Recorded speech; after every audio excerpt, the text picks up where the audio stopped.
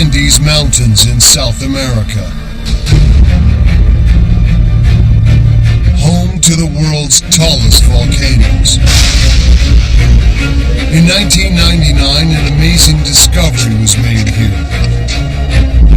The frozen mummy of a young girl.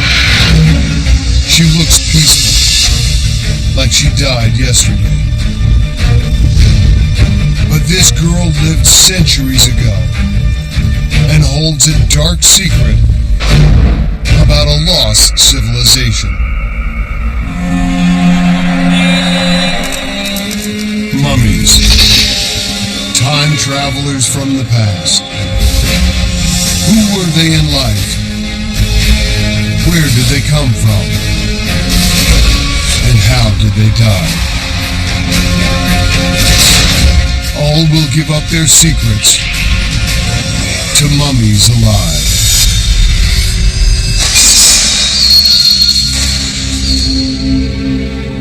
The Museum of High Altitude Archaeology in Argentina, complete with a state-of-the-art cryopreservation lab.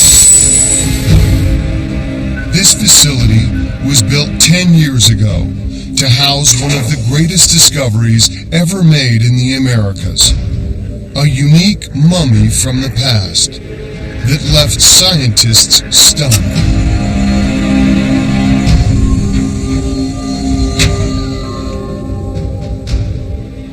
A girl who appears to be asleep, but she has been like this for centuries. Perfectly frozen in time.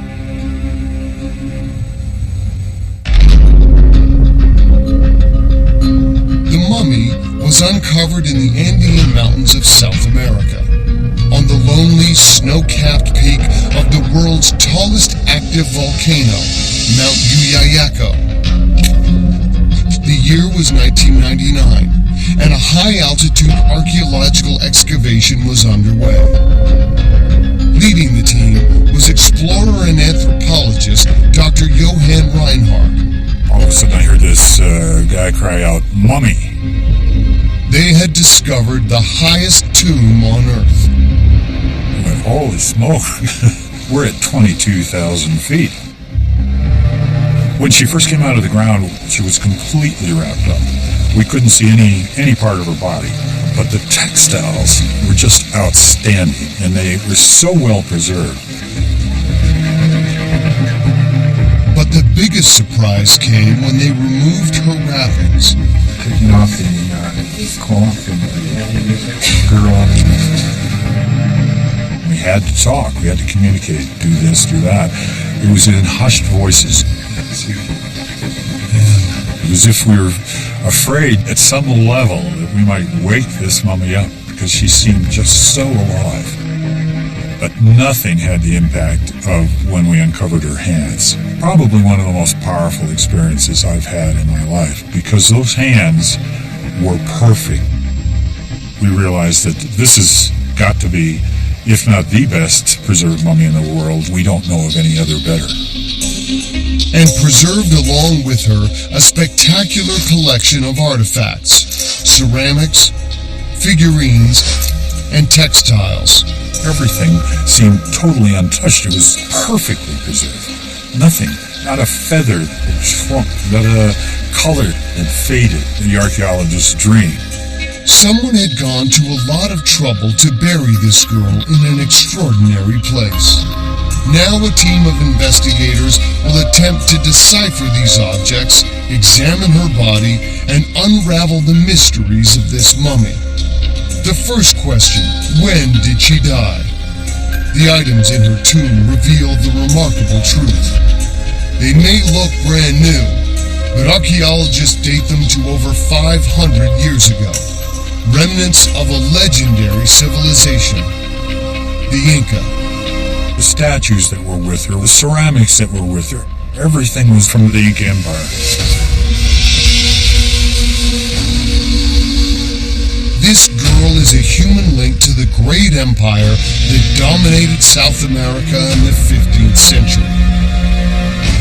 Famous for building Machu Picchu, the Inca are cloaked in mystery.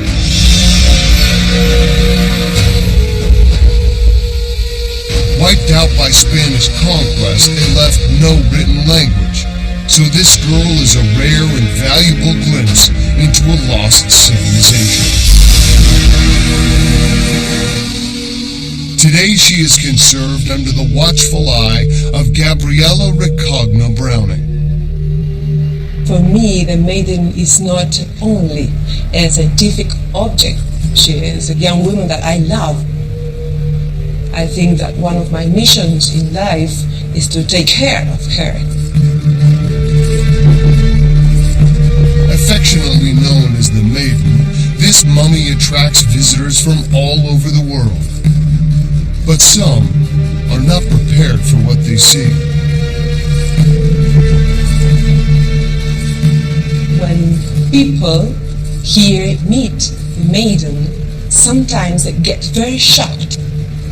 They cry or they get sad because it's difficult to understand the death of this maiden, of this girl.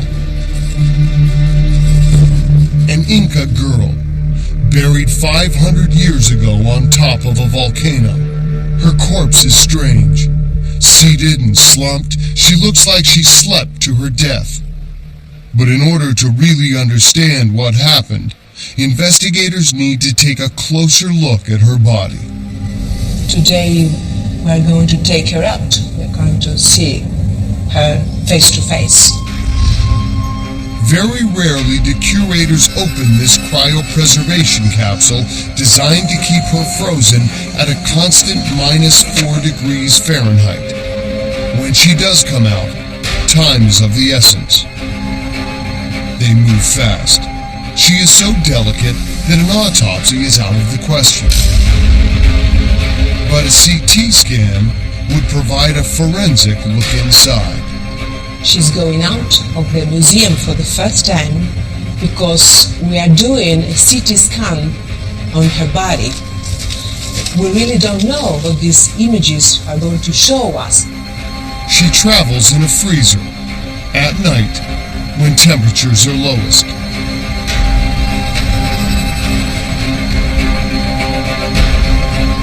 And arriving at the local hospital, she becomes the oldest outpatient to pass through their CT scan.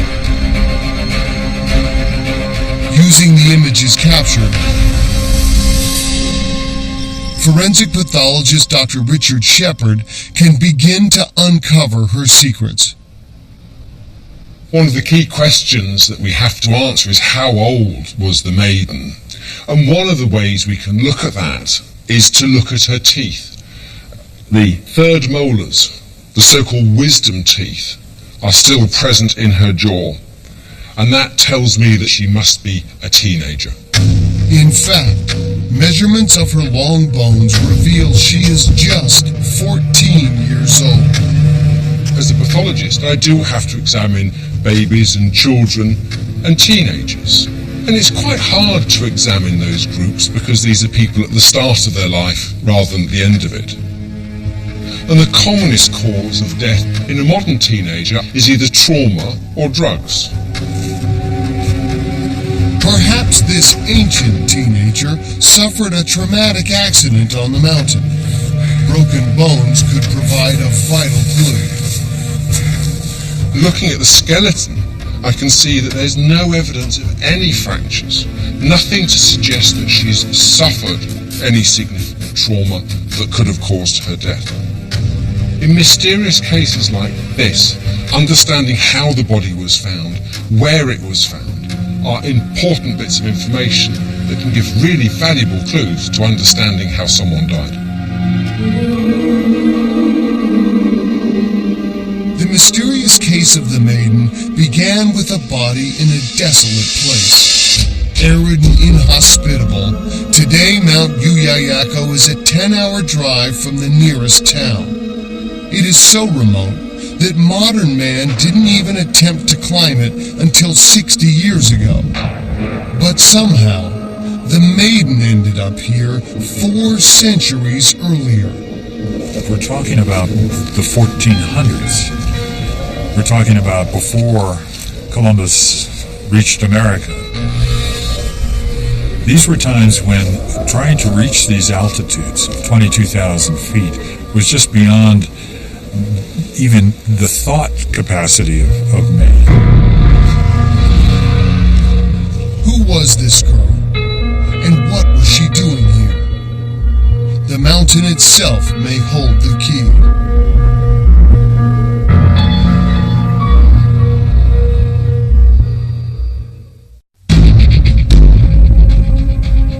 Frozen in time for 500 years, this girl is the best preserved mummy in the world. The key to her preservation lies in where she was found, buried in the highest tomb on Earth, on the peak of a remote volcano.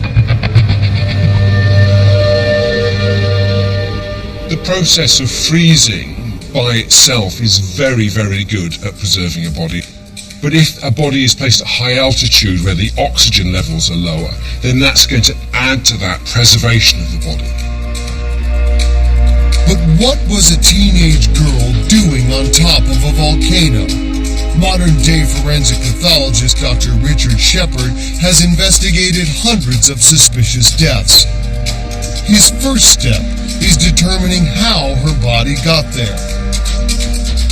I know from my own experience that moving bodies is very difficult indeed. They're not simple things to manhandle. Figuring out if she walked up the mountain herself, or if her body was carried up, might hold the key to whether or not her death was an accident. I'm particularly interested in the position in which the maiden was found. Putting her into that position would have to be done in a short period after death because of a change that naturally occurs called rigor mortis, the stiffening of the muscles that happens after death. So logically, she has to have died very close to her burial site and been placed in the position that we see her now. The maiden died close to where she was buried.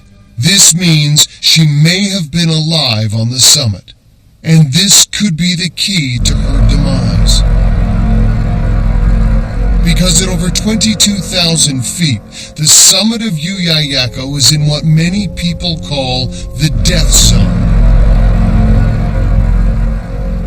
Up here, the air contains 50% less oxygen than at sea level.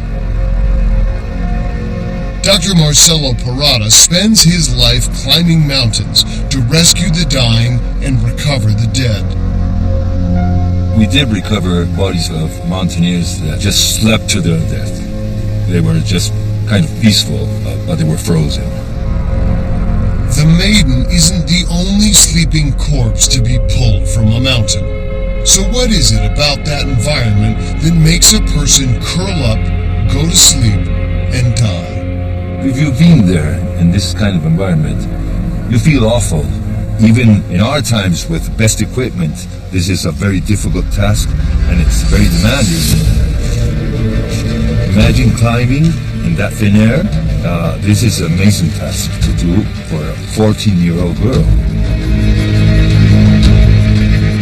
But Marcelo doesn't believe the maiden died because of extreme altitude. He believes she may have fallen victim to another killer on the mountain. It's going to be about 30 degrees Celsius below zero. That's very, very cold. And it's also, most of the time, very windy. You get hypothermia very quickly. Modern clothing isn't enough to prevent hypothermia in that environment. Imagine clothing 500 years ago.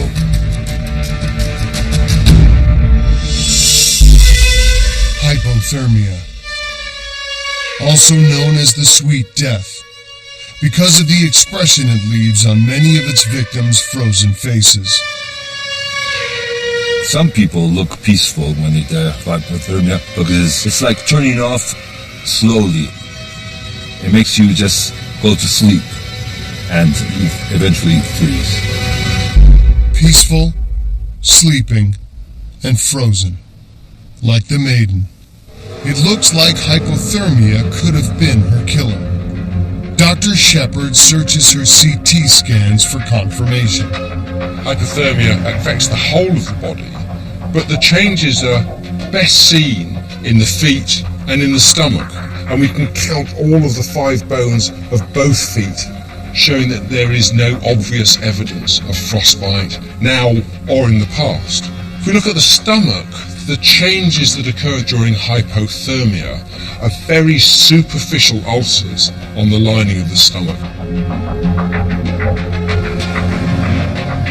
I can't see any in the Maiden's case, and so I have nothing to suggest to me that she died from hypothermia.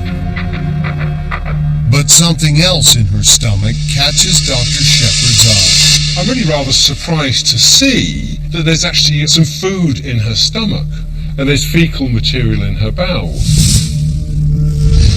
So she's been eating and drinking to within 2 hours of her death.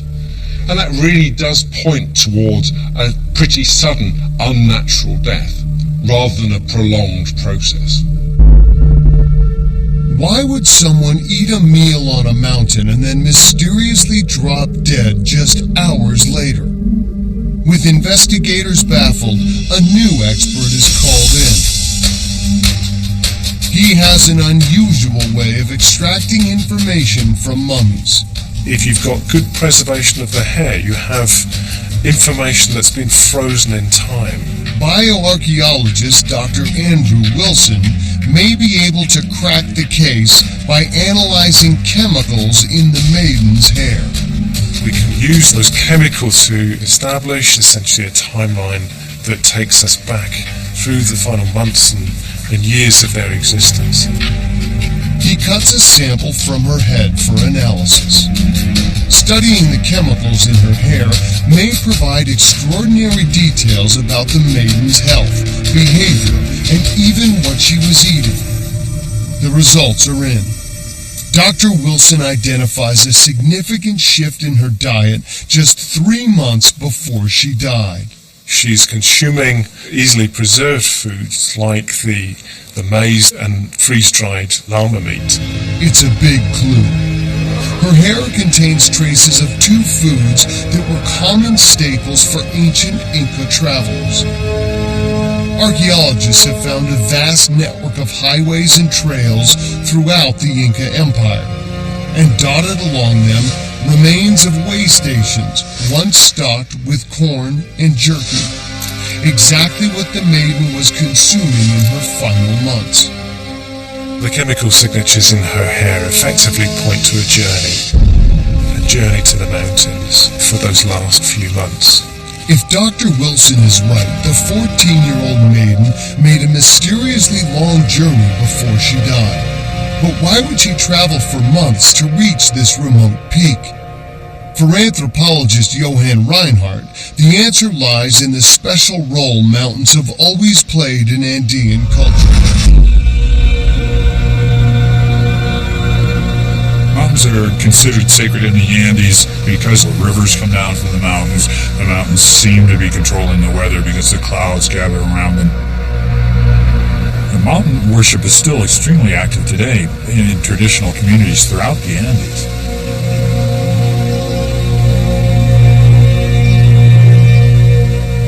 We give gratitude to Mother Earth because from her we receive so much. Puma is a modern-day shaman who has been climbing mountains to make offerings since the age of 6. So he doesn't find it strange that an ancient Inca girl would be found in such a place.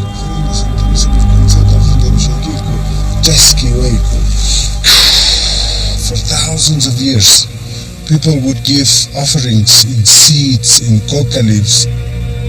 For the Inca, mountains were religious places where they went to make offerings. And according to Johann, as the tallest volcano in the region, Yuyayako was special. Yuyayako would have been a controller of the fertility of the crops, the fertility of the livestock, and the Incas wanted to get into the realm of the gods, though they did this incredible pilgrimage to Yuyayako. It looks like the Maiden was here for religious reasons. The volcanoes represent the womb of Mother Earth. The girls represent that feminine essence. So that's where they would go to the volcano. But if the maiden was on a sacred pilgrimage, why didn't she come back down?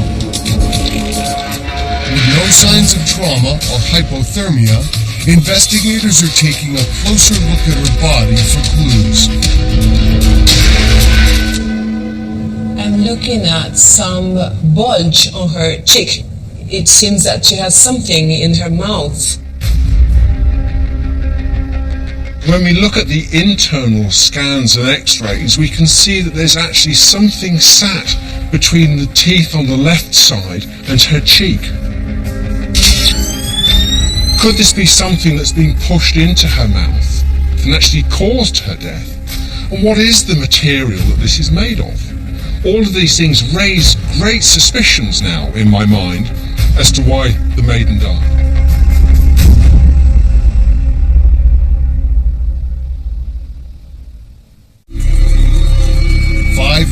Years ago, this girl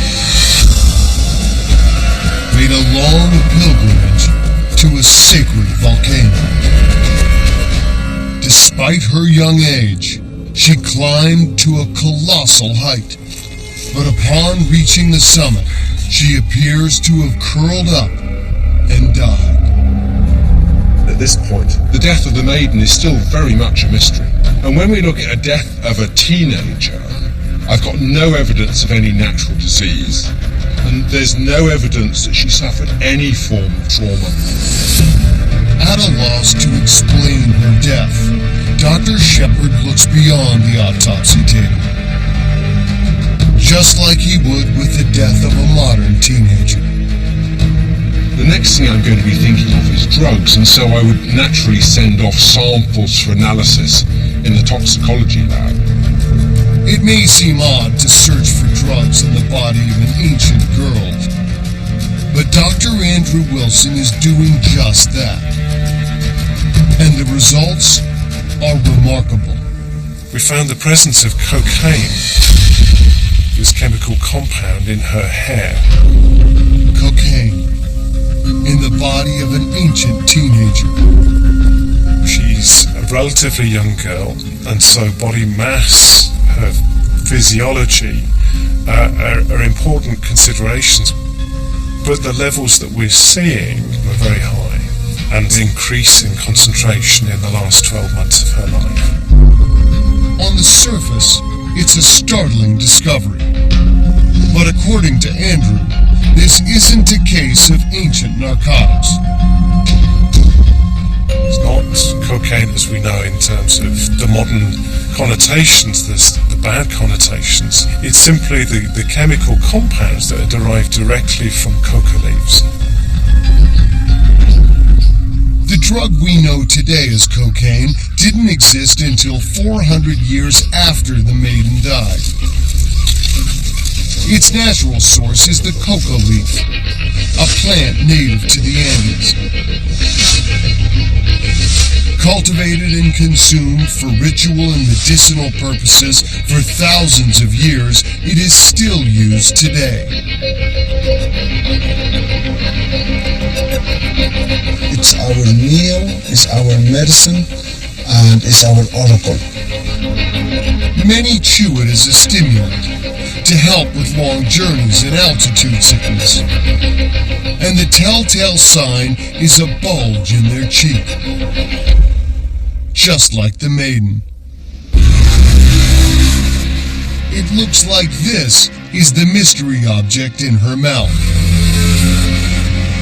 And if it is, according to Shaman Puma, this reveals something about who she was. In those times, not everybody was allowed to chew coca leaves. They had to be part of a royalty or part of a spiritual circle. Puma suspects the maiden was no ordinary girl. She was someone important. And a closer look at the objects in her tomb suggests he may be right. This tunic was found with the maiden. She had it on her right shoulder, but it's a typical male garment. So maybe her father offered this to the gods. Maybe he was there when she was buried. These little squares are a kind of symbolic code of the brotherhood between two regions in the Inca state. That could be indicating that he was a local curaca, a local governor, or maybe related with the Inca emperor. A tantalizing clue, connecting the maiden to Inca nobility, possibly even the emperor himself, and a sign her father may have been with her on the journey, and perhaps part of the final burial. Her story is slowly taking shape, and her grave reveals more. Ceramics that point to where she came here from. This ceramic is very special. The decoration is typical from Cusco. This ceramic came with the maiden from Cusco. Today, Cusco is a bustling city, popular with tourists. But 500 years ago, it was the capital of the largest empire on Earth, as big as Europe's greatest city at the time, and home to the Inca Emperor. You can picture the Inca Empire being like a wheel, with the roads being the spokes that lead out in all directions to different parts of the empire. The center, the axle, is Cusco. That's where you have the focus of governmental power, but also religious power. Under this Spanish church are the ruins of the most sacred Inca sanctuary, the Coricancha, which means courtyard of gold.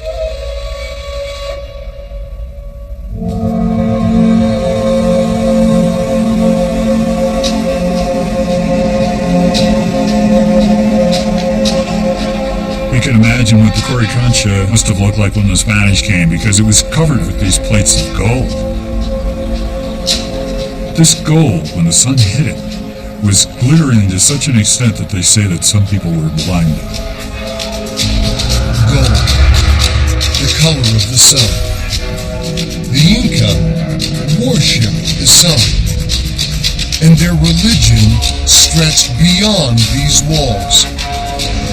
In fact, the Inca tried to get as close as possible to the sun itself by climbing the highest peaks they could find, like Mount Yuyayaco, where the Maiden was found. This may be the route that the Maiden would have begun walking when she left Cusco, and 1,000 miles in that direction lies Mount Yuyayaco.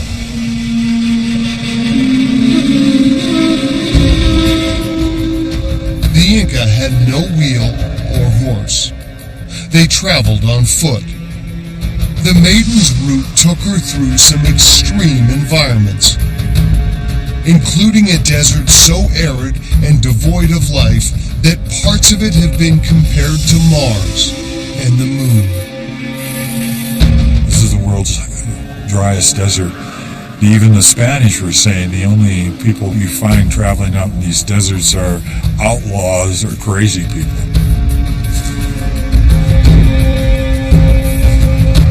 This is a very long pilgrimage. And at the end of it, she then has to climb a peak whose altitude was not even reached until 400 years later by Europeans. It's a pretty phenomenal thing for a 13, 14-year-old girl to have done. A clearer picture of this mummy is emerging. A 14-year-old girl with ties to the capital and maybe even the emperor himself. A girl who walked a great distance through perilous landscapes. But this journey ended in her death. So investigators are looking for new evidence to help understand what happened. Studies on the teeth of the maiden showed that they are very worn down, so that may be an indicator that she was very stressed and also tense in this pilgrimage from Cusco to Chuchayaco. And another disturbing clue, vomit on her lips. We know that the maiden vomit maybe just some minutes before she died. Some theorists say that the vomit indicates stress or fear. Was the maiden afraid on the mountaintop? And if so, of what? Or whom?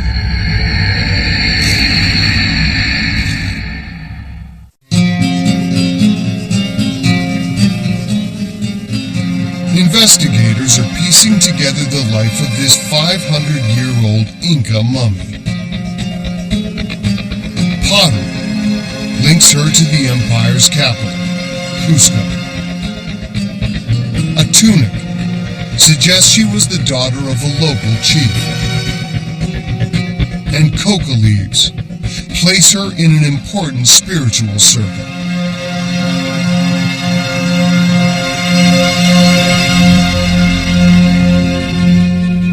But there's one item that stands out above the rest.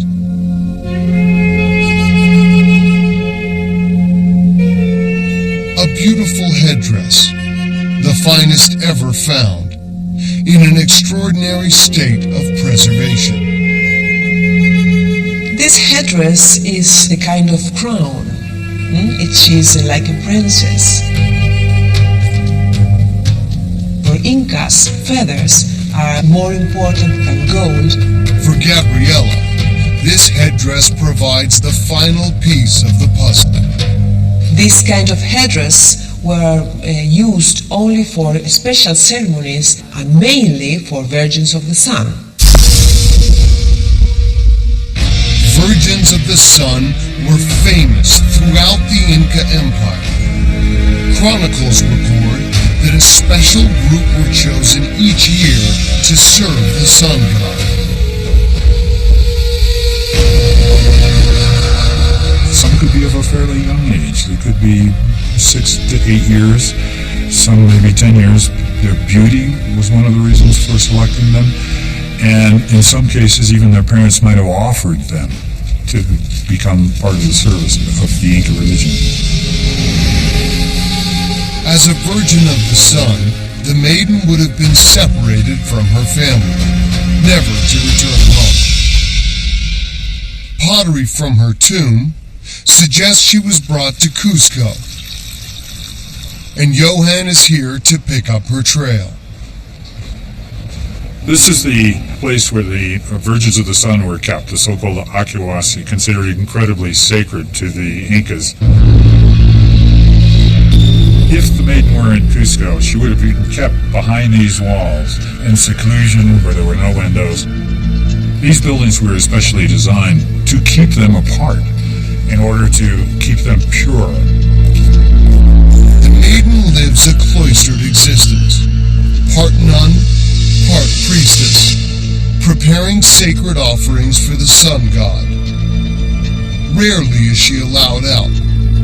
So why does she leave this place to make a 1,000-mile pilgrimage to a distant mountain?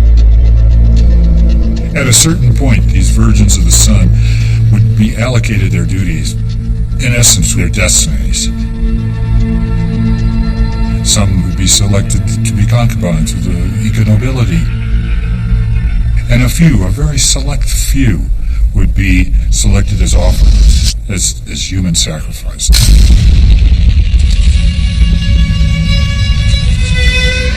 The maiden didn't go to Mount Chuchayaco to make an offering. She was the offering, singled out by her own people for human sacrifice. Different kind of qualities were taken into consideration as to which child would be selected. They had to have some kind of a charisma about them. You wouldn't have a child who was easily frightened. For the Inca, being chosen for sacrifice was a great privilege. And in Cusco, the maiden would have been treated as a goddess. She would have gone through very special ceremonies in the presence of the Inca emperor himself and been very highly honored. She left Cusco in a blaze of glory, and the fame followed her all the way to the volcano. We think that she wore this headdress when she was walking to her final destiny. Maybe when she walked through different towns, she was wearing this beautiful headdress that indicates that she was the chosen one to be offered to the gods. But under all the glory, there is a bitter truth. A 14-year-old girl walking 1,000 miles, knowing that she is going to die. It's very difficult for a woman to understand this. Maybe her beliefs helped her to accept her destiny. But for me, and I think for every woman now, in this century, it's very hard to imagine these situations. In our Quechua language, there is no word sacrifice. The correct word is offering. So we don't have human sacrifices. We have human offerings. The principle was this life, this Mother Earth, God created all for you. So what can you give back in gratitude? You can only give your life. So how did she give her life? Was it a violent ritual or a peaceful departure? No signs of violence have been found on the maiden's body. So in the search for answers, investigators will turn to other mummies, other human offerings found on mountains, some of whom met a terrible fate.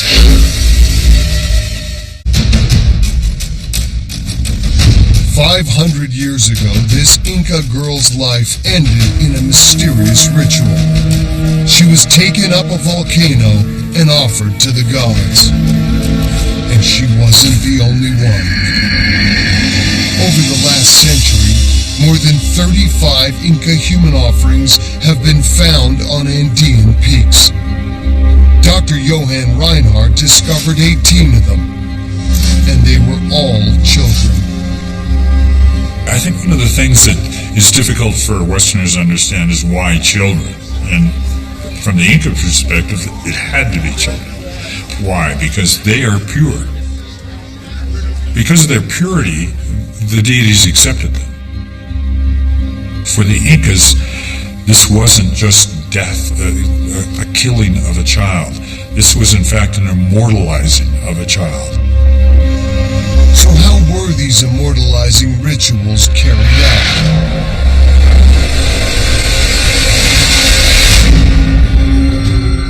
Chroniclers tell us that it was very common to use violence in this kind of sacrifice.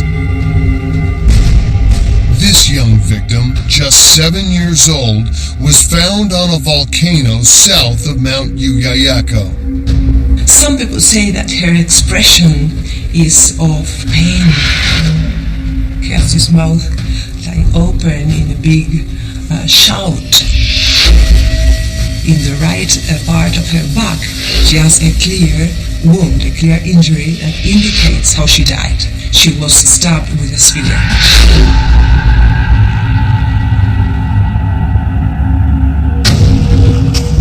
But CT scans of the maiden reveal no violent injuries, and she died with a peaceful expression on her face. So what happened to her on the mountain? Using the evidence in her tomb, and with the help of chronicles written after the fall of the empire, investigators pieced together her final moments. One good possibility is that they timed the sacrifice to take place the morning following the December solstice, December 21st, with the first sunrise. The priests themselves would have been burning incense, making offerings. They say that our soul, before leaving the body and crossing the lake of life, needs a lot of vitality. So we had ceremonies to strengthen the soul with these sacred plants, with these coca leaves, with chicha. Chicha was a corn beer fed to victims before their death. A chicha cup survives intact in the Maiden's grave. And Dr. Wilson finds high levels of alcohol in her system, which, combined with the coca leaves, would have had mind-altering effects.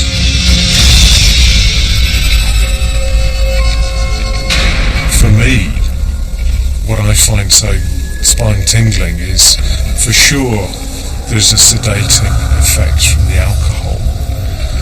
There may also have been, with the coca in her system, hallucination as well. And these are effects that are brought about to effectively control her and perhaps even her family.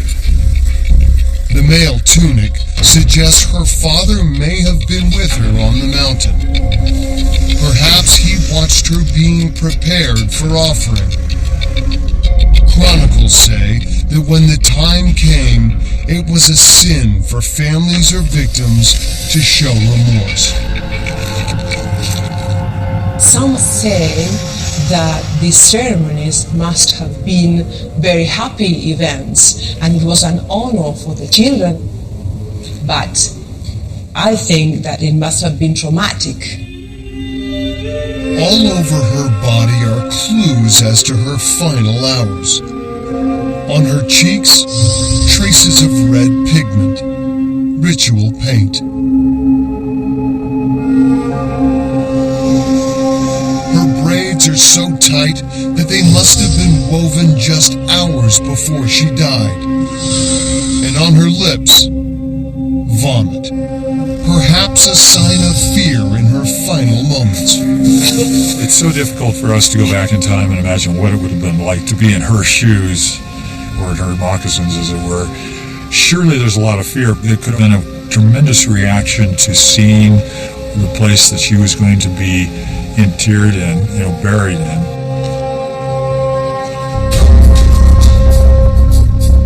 At sunrise, her short life ended, and she was offered to the gods. But the ritual doesn't seem to have left its mark. Pathologist Dr. Shepard has examined many young murder victims and is weighing up the evidence for the Maiden using CT scans. The possibility of strangulation must exist in a situation like this with a young person dead in a strange environment, but there's no damage to the muscle of the neck, and there's no damage to this complex group of laryngeal cartilages that can be clearly seen at this point, present in her neck, uninjured. The Maiden wasn't strangled. Her death remains a mystery. But the investigation isn't over. Because according to chronicles, there was another way children were sacrificed. Some were buried alive.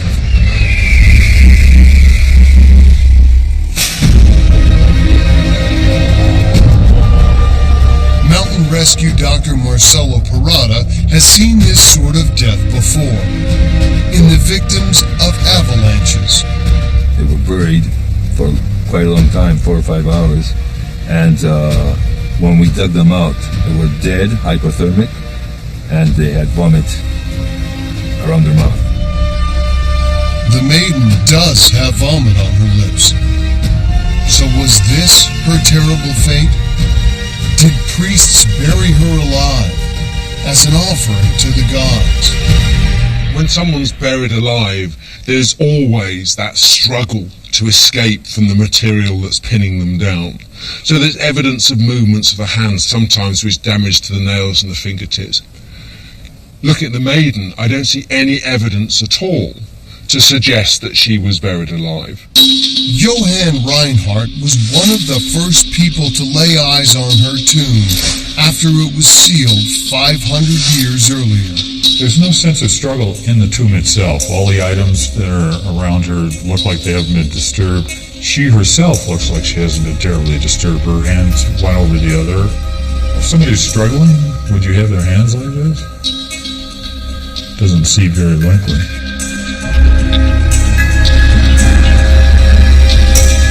Looking back at his discovery now, Johann believes that the murder weapon may have been staring him in the face.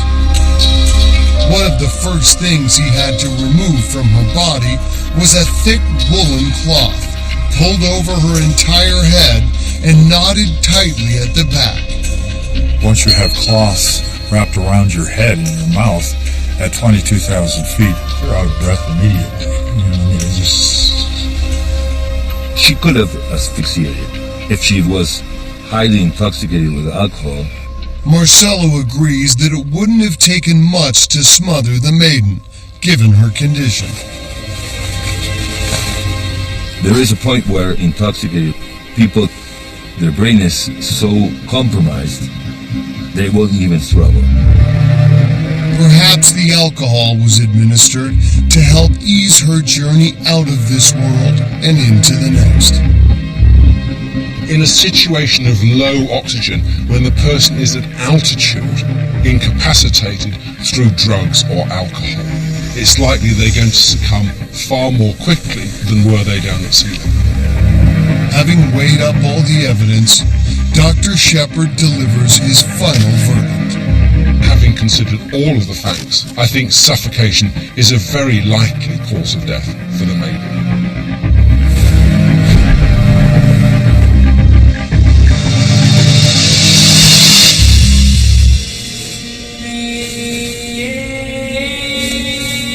For 500 years, the Inca Maiden has guarded the secrets of how she died. Now, the truth is revealed. A gentle suffocation to send her to the gods. I don't think she suffered. She wasn't aware of that. That's what alcohol does.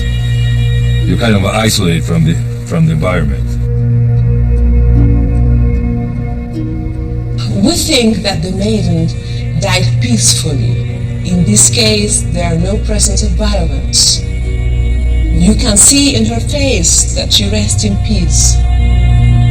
When the Inca offered this child to the gods, they believed she would live forever, eternally young, immortalized in her glorious sacrifice.